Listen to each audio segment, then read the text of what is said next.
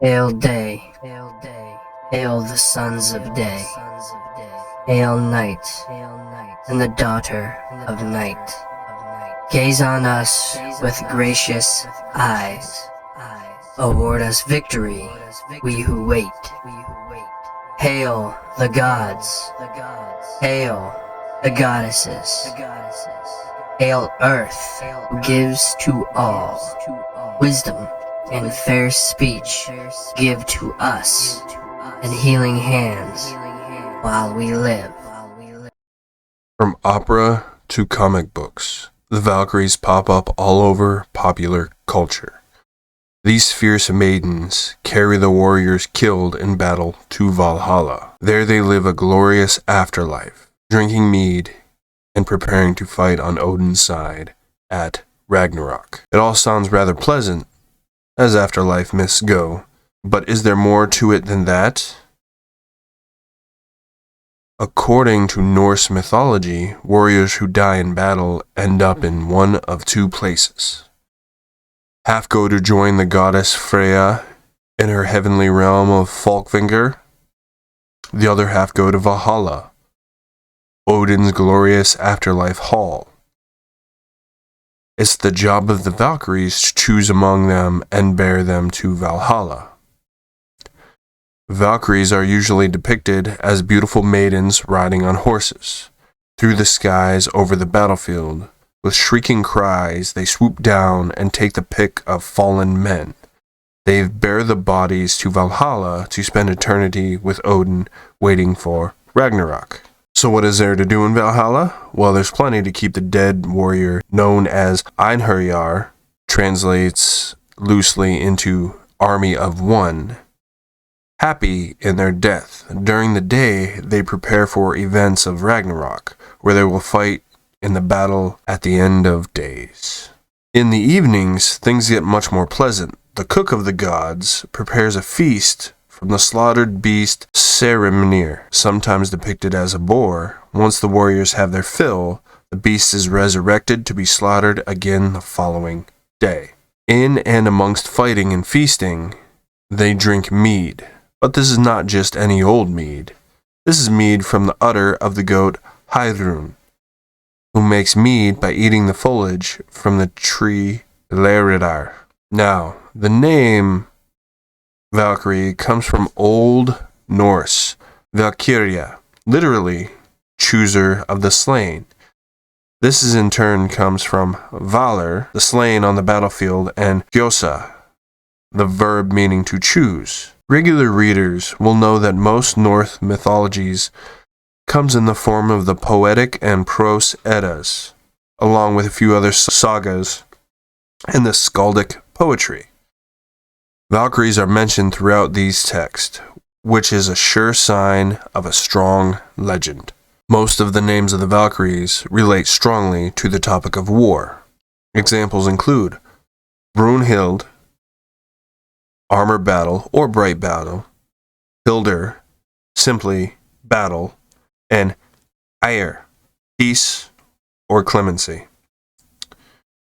We'll be catching up with Hildur shortly, as she plays quite a leading part in the Valkyrie legend. Now, the origins of the Valkyries are slightly unclear. Scholars debate whether they're a true part of Norse mythology or a fairly modern addition. While we'll never know the true nature of how the Valkyrie myth came to be what it is, but we do know it has some slightly unsavory origins. Perhaps one of the earliest ideas of the Valkyrie was as a demon of the dead. After a battle, they'd pick over the corpses of the battlefield and choose the ones they liked the look of. Over time, when Valhalla changed from being a battlefield to a heavenly hall, the Valkyries may have morphed into a more pleasant image as we have today. Perhaps more likely, many scholars have proposed that there's a deeper meaning to chooser of the slain rather than simply picking amongst the dead. The Valkyries would observe the battle and decide which ones they liked the look of. These would then have their fates sealed. This is where some of the confusion lies. The Old Norse legend already have the concept of the Norns, who decides the fate of men. It's up for discussion whether the Valkyries had a similar function to the Norns or whether the two roles merged together at some point in history. If, like me, you've managed to live your entire life without being killed in battle, you might be wondering why so many Old Norse folk were less fortunate. After all, surely they can't be battling constantly. For this, we need to head to the Battle of Hodennings to our old friend Hildir. According to legend, when the warrior Hogni was away, his daughter Hildir was kidnapped by a prince named Haidin. Hogni tracked Hildir down to an island, possibly Hoy, in the Orkneys, and went with his men to rescue her.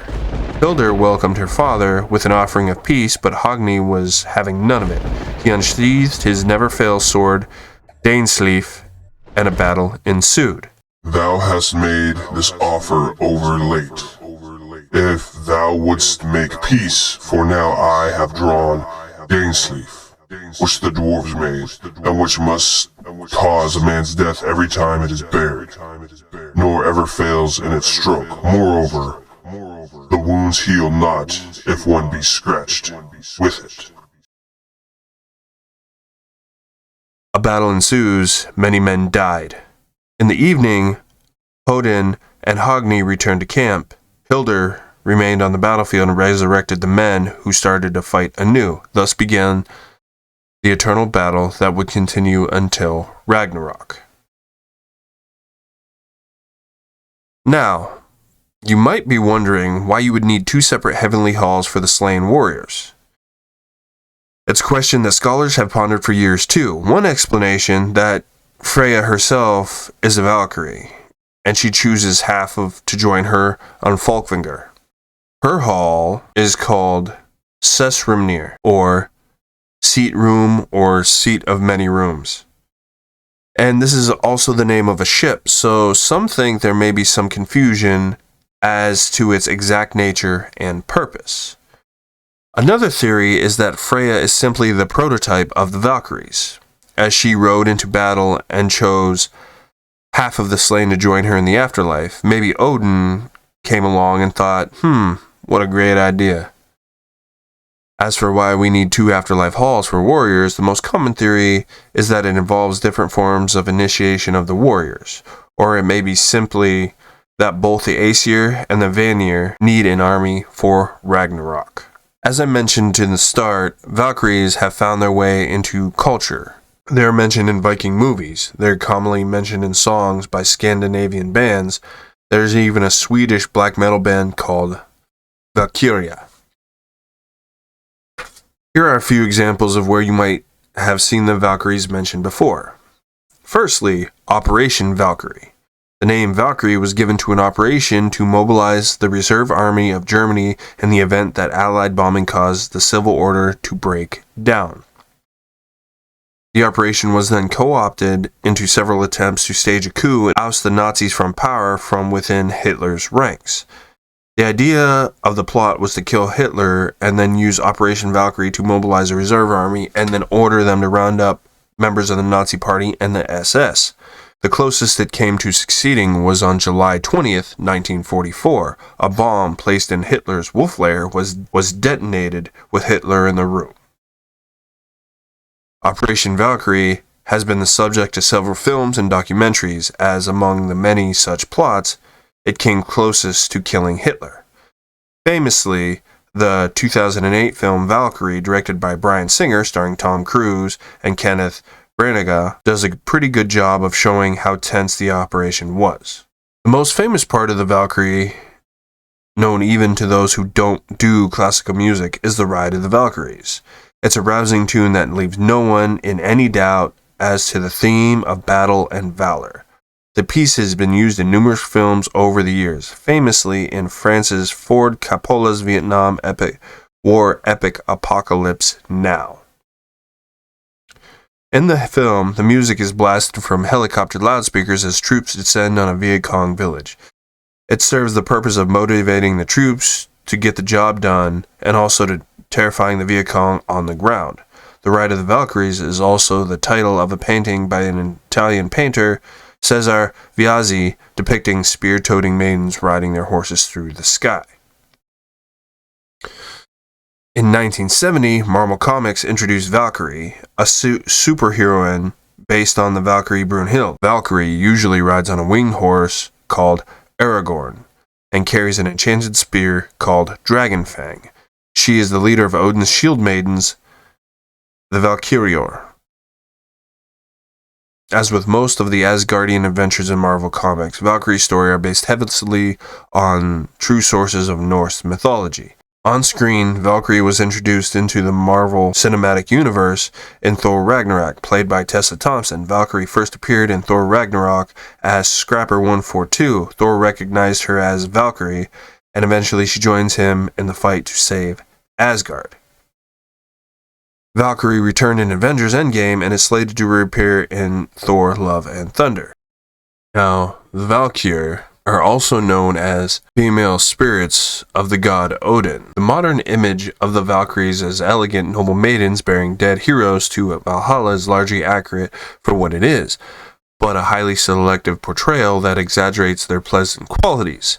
To some extent, this tendency toward sanitization is present even in the later Old Norse sources, which focuses on their love affairs with human men and their assisting Odin in transporting his favorite among the slain in battle to Valhalla.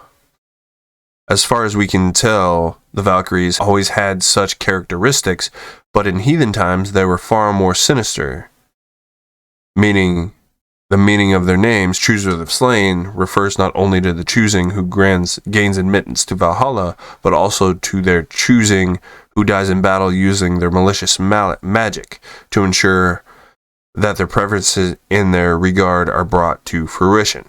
Now, it is also said that the Valkyries couldn't directly harm somebody, but they can influence the battle, so they could put people into bad situations to further along the process. Also, it is said that sometimes they're depicted as feminine with wings. Sometimes they're depicted as having eagle feathers or raven feather cloaks that sometimes causes them to be able to fly. Sometimes they have winged horses. So as you can tell, the description is all over the place. So I will say that I venture that this is probably where a lot of the iconography of modern day Christian depictions of angels come from, because they bear a striking resemblance to the Valkyrie. At that, another one done. Hail to victory, and I'll see you nerds later.